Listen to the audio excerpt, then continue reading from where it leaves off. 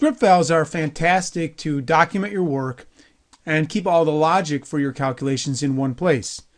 But large script files are somewhat difficult to deal with. Jumping around to the location in the file you want to work on can be troublesome. And running groups of commands, but not the whole file, can also be a bit of a pain. You can cut from the editor and paste in the command window, but that's several mouse clicks, several actions to accomplish that. The question is there an easier way? And there is, and it's called code cells. On top of that, code cells also implicitly define some formatting rules and will allow you to publish your script file as well as the calculations it performs into a very nice HTML document that you can turn in to your boss, or in this case, us, for the labs and homework assignments. We'll begin here with a really simple example to see how this all works. Now, one thing I want to alert you is that these code cells are not related to cell arrays, which is something we'll study in great detail 7 modules from now. Let's see how we can add code cells to a script file.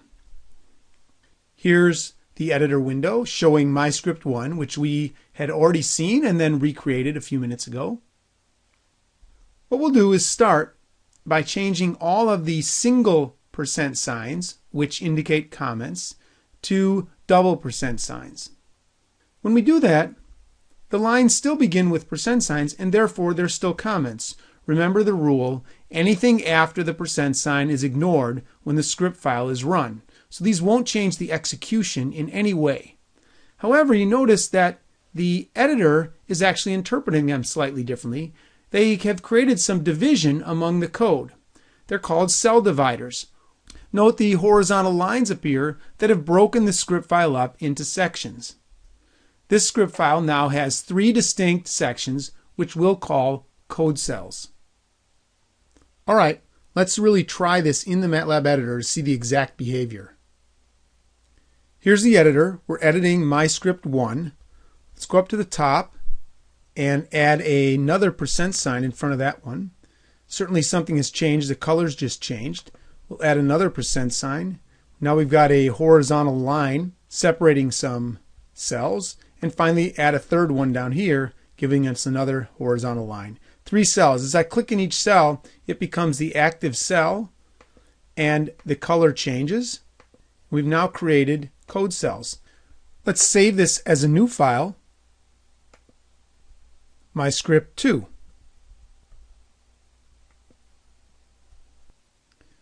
With the code cells in place, we're now ready to publish this script file. Here's the editor with the editor tool strip closed. Click on the Publish tab to open the Publish tool strip, and then click on the Publish button. Let's go try this in Matlab and see what happens. Here we are back in the editor with the script file MyScript2 open. The editor tool strip is open. I'll show you how to hide that. Double click on the editor tab. That hides the tool strip. Click on the Publish tab to open the tool strip, and then click Publish. There's some activity, and here's the resulting HTML file which is produced.